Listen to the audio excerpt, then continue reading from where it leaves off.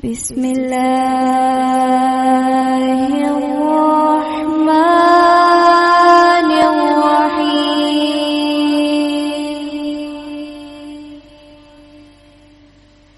تبارک الذی بیدہ الملک وہو علی کل شیء قدیر۔ جب 13ویں رات ہوئی تو قلندر نے 3 بہنوں سے کہا کہ اے بی بی، میں نے گولے پر ٹھوکر ماری ہی تھی کہ چاروں طرف اندھیرا چھا گیا اور بجلیاں چمکنے اور کڑکنے لگیں اور زمین میں زلزلہ آیا اور دنیا تاریک ہو گئی۔ اب میرا نشہ ہرن ہو گیا اور میں نے اس سے کہا کہ کیا ماجرا ہے؟ اس نے کہا کہ دیو آ پہنچا ہے۔ کیا میں نے اس بات سے تجھے خبردار نہیں کیا تھا؟ واللہ تو نے مجھے بڑی مصیبت میں گرفتار کر دیا۔ اب میری جان لے کر بھاگ اور جس راستے سے آیا ہے اس سے چلتا ہو۔ مارے ڈر کے میں اپنے جوتے اور کلہاڑی تو وہیں بھول آیا۔ جب میں نے 2 سیڑھیاں چڑھنے کے بعد پھر کر دیکھا تو کیا دیکھتا ہوں کہ زمین پھٹی اور اس میں سے ایک کالا بھجنگ دیو نکلا اور کہنے لگا کہ کیا شور و غل مچا رکھا ہے؟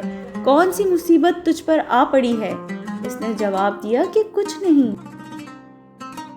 میرا دل ذرا گھبرا رہا تھا اور اس گھبراہٹ کے دور کرنے کے لیے میں نے شراب پی لی اور حاجت رفع کرنے کے لیے اٹھنا چاہتی تھی، مگر میرے سر میں چکر آیا اور میں گولے پر گر پڑی۔ دیو نے کہا کہ تو جھوٹی ہے اے چھنال۔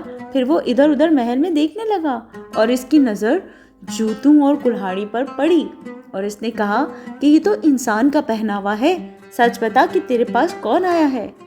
اس نے کہا کہ میں نے ان چیزوں کو تو ابھی دیکھا ہے اور مجھے ایسا معلوم ہو رہا ہے کہ تم لائے ہو انہیں۔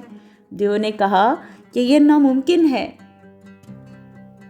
اب اس نے اس لڑکی کو باندھ دیا اور اسے مارنے پیٹنے لگا اور کہا کہ اقرار کر۔ اس کے رونے سے میرا دل کڑنے لگا اور میں زینے پر چڑھ کر چلا گیا اور خوف کے مارے کانپ رہا تھا۔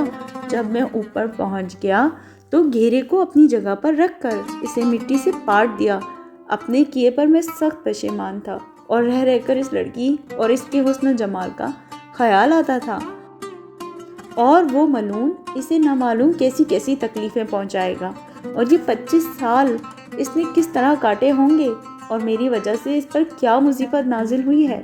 پھر میں اپنے باپ اور اس کی بادشاہی کو سوچنے لگا اور یہ کہ میں کس طرح لکڑہارا بنا اور عیش و عشرت کے بعد میری زندگی کیسی تلخ ہو گئی۔ یہ باتیں سوچ کر میں رونے اور یہ شعر پڑھنے لگا۔ اگر زمانہ کسی روز تجھے مصیبت میں مبتلا کرے تو دلگیر مت ہو، کیونکہ ایک روز تیرے سامنے عیش و آرام آئے گا اور ایک روز تکلیف۔ وہاں سے چل کر میں اپنے دوست درزی کے پاس پہنچا تو میں نے دیکھا کہ وہ میرے پیچھے سخت پریشان ہے اور میری راہ دیکھ رہا ہے۔ اس نے کہا کہ کل رات بھر میرا جی تجھ میں لگا رہا اور مجھے ڈر تھا کہ کہیں کسی درندے وغیرہ سے تو تیرا پالا نہیں پڑا، لیکن میں خدا کا شکر کرتا ہوں کہ تو صحیح و سلامت ہے۔ میں نے اس کی محبت کا شکریہ ادا کیا اور اپنی کوٹری میں چلا گیا اور اپنی ساری سرگشت پر سوچ میں پڑ گیا اور اپنی بےہودگی اور اس گولے کو ٹھکرانے پر لعنت ملامت کرنے لگا۔ میں اسی ادھیڑ بن میں تھا کہ میرا دوست درزی اندر آیا اور کہنے لگا کہ اے جوان باہرا، ایک اجمی بوڑھا تجھے تلاش کر رہا ہے اور اس کے ہاتھ میں تیری کلہاڑی اور تیرے جوتے ہیں۔ انہیں لے کر وہ لکڑہاروں کے پاس آیا تھا اور ان سے کہا تھا کہ جس وقت مؤذن نے فجر کی اذان دی اس وقت میں گھر سے نکلا تو یہ دونوں چیزیں مجھے پڑی ملی اور مجھے معلوم نہیں کہ یہ کس کی ہیں۔ تم مجھے ان کے مالک کا پتہ بتا دو۔ لکڑہارے اسے لے کر تیرے پاس آئے ہیں کیونکہ وہ تیری کلہاڑی پہچانتے ہیں۔ وہ شخص میری دکان میں بیٹھا ہوا ہے، چلو اس کا شکریہ ادا کر اور اپنی کلہاڑی اور جوتے اس سے لے لے۔ جب میں نے اس سے یہ سنا تو میرا رنگ تو فقی ہو گیا اور میری حالت تو دیگر گوں ہو گئی۔ میں اسی حالت میں تھا کہ میری کوٹری کا فرش پٹا اور وہی اجمی اس میں سے نمودار ہوا اور نکلتے ہی اس نے فوراً دیو کی صورت اختیار کر لی۔ اس نے لڑکی کو بہت مارا پیٹا تھا لیکن اس نے کسی بات کا اقرار نہیں کیا۔ تب دیو نے کلہاڑی اور جوتے ہاتھ میں لیے اور لڑکی سے کہنے لگا کہ میرا نام جرجیس ہے اور میں ابلیس کے خاندان سے ہوں، تو میں اس کلہاڑی اور ان جوتوں کے مالک کو پکڑ کر ابھی یہاں لاتا ہوں۔ اس بہانے سے وہ لکڑہاروں کے پاس گیا اور پھر میرے یہاں پہنچا۔ اس نے مجھے ذرا بھی مہلت نہ دی بلکہ فوراً مجھے اٹھا کر ہوا میں اڑ گیا۔ پھر وہ اترا اور زمین کے اندر گھس گیا۔ مجھے اپنی خبر تو بالکل نہ تھی۔ پھر وہ اسی محل میں آ نکلا جہاں میں نے وقت گزارا تھا۔ میں نے دیکھا کہ وہ لڑکی بندھی ہوئی ہے اور اس کے بدن سے خون جاری ہے۔ یہ دیکھ کر میری آنکھوں میں آنسو ڈبڈبا آئے۔ اب دیو نے اسے پکڑ کر کہا کہ بتا، یہی تیرا آشنا ہے نا؟ اس نے میری طرف دیکھا اور کہا کہ میں اسے بالکل نہیں پہچانتی اور اس وقت سے پہلے میں نے اسے کبھی نہیں دیکھا ہے۔ دیو نے اس سے کہا کہ اتنی مار پیٹ پر بھی تو اقرار نہیں کرتی؟ لڑکی نے کہا کہ میں نے آج تک اس کی شکل نہیں دیکھی اور خدا اجازت نہیں دیتا کہ میں کسی پر بہتان رکھوں۔ دیو نے کہا کہ اگر تو اسے نہیں جانتی تو یہ تلوار لے کر اس کا گلا کاٹ ڈال۔ لڑکی تلوار لے کر میرے پاس آئی اور میرے سر پر کھڑی ہو گئی۔ میں نے اس کی طرف اپنی بھووں سے اشارہ کیا اور میرے چہرے پر آنسو بہہ رہے تھے۔ وہ میرا اشارہ سمجھ گئی اور مجھے اشارے سے جواب دیا کہ یہ سب کچھ تیرا ہی کرا دھرا ہے۔ میں نے اسے اشارے سے کہا کہ یہ وقت معاف کرنے کا ہے، اے میری آقا۔ اس لڑکی نے تلوار پھینک دی اور کہنے لگی کہ میں ایک ایسے شخص کی کس طرح سے گردن کاٹوں جس کو نہ میں جانتی ہوں، نہ اس شخص نے کبھی میرے ساتھ کوئی برائی کی ہے، یہ میرے دین و مذہب میں روا نہیں۔ یہ کہہ کر وہ ٹھٹک گئی۔ دیو نے کہا کہ آشنا کا قتل کرنا کوئی آسان بات تھوڑی ہے۔ وہ ایک رات تیرے ساتھ سویا ہے، تو تکلیفیں برداشت کر رہی ہے مگر اقرار نہیں کرتی کہ یہ تیرا چاہنے والا ہے۔ اب مجھے معلوم ہوا کہ ہم جنس کو ہم جنس سے محبت ہوتی ہے۔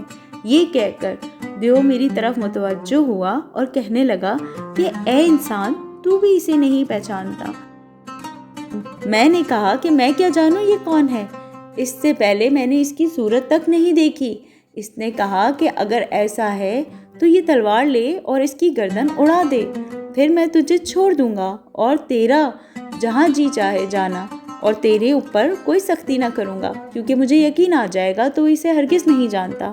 میں نے کہا کہ بہت خوب، اور تلوار لے کر خوش خوش آگے بڑھا اور اپنا ہاتھ اٹھایا۔ لڑکی نے اپنے بھووں سے اشارہ کیا، میں نے تیرا کوئی گناہ نہیں کیا، کیا اس کا بدلہ یہی ہے؟ میں اس کا اشارہ سمجھ گیا اور اپنی آنکھ سے اشارہ کر کے میں نے کہا کہ میں تجھے بچانے کی خاطر اپنی جان قربان کر دوں گا۔ میرے آنسو ڈبڈبا آئے اور میں نے تلوار ہاتھ سے پھینک دی اور کہنے لگا کہ اے زبردست دیو اور اے بہادر سورما، جب ایک عورت نے جس کی عقل اور جس کا دین ناقص ہوتا ہے میری گردن مارنے کو حرام سمجھا، تو میرے لیے یہ کیوں کر ممکن ہو سکتا ہے کہ اس کی گردن میں کاٹ ڈالوں؟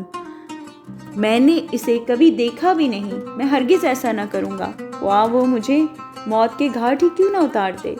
دیو نے کہا کہ تم دونوں میں سازش ہے، میں ابھی تمہارے کیے کا مزہ چکھاتا ہوں۔ یہ کہہ کر اس نے تلوار اٹھا لی اور لڑکی کے ہاتھ پر ایک ایسا وار کیا کہ وہ کٹ کر گر گیا۔ دوسرا وار کیا اور دوسرا ہاتھ کٹ کر گر پڑا۔ اسی طرح 4 وار کر کے چاروں ہاتھ پاؤں کاٹ ڈالے۔ میں یہ دیکھ رہا تھا اور مجھے اپنی موت کا یقین آتا جاتا تھا، اور وہ لڑکی میری طرف آنکھوں سے اشارہ کر رہی تھی گویا وہ مجھ سے رخصت ہو رہی ہے۔ دیو نے اس سے کہا کہ تو اپنی آنکھ سے بدفعلی کر رہی ہے، اور ایک ایسی ضرب لگائی کہ اس کا سر اڑ گیا۔ اب وہ دیو میری طرف متوجہ ہو کر کہنے لگا کہ اے انسان، ہمارے مذہب میں یہ ہے کہ اگر بیوی زنا کرے تو ہمارے لیے اس کا خون حلال ہے۔ اس لڑکی کو میں اس کے نکاح کی رات اٹھا لایا تھا اور اس وقت اس کی عمر 12 سال تھی۔ وہ میرے سوا کسی سے واقف نہ تھی۔ میں ہر 10ویں دن ایک رات کے لیے اس کے پاس آتا اور اجمی کے بھیس میں ظاہر ہوتا تھا۔ اب جب کہ مجھے یقین آ گیا کہ اس نے خیانت کی تو میں نے اسے قتل کر دیا۔ مگر تیرے متعلق ابھی تک مجھے تحقیق نہیں ہوئی کہ آیا تو نے خیانت کی کہ نہیں، مگر یہ ضرور ہے کہ میں تجھے بھی آرام سے نہ رہنے دوں گا۔ مانگ کیا چاہتا ہے؟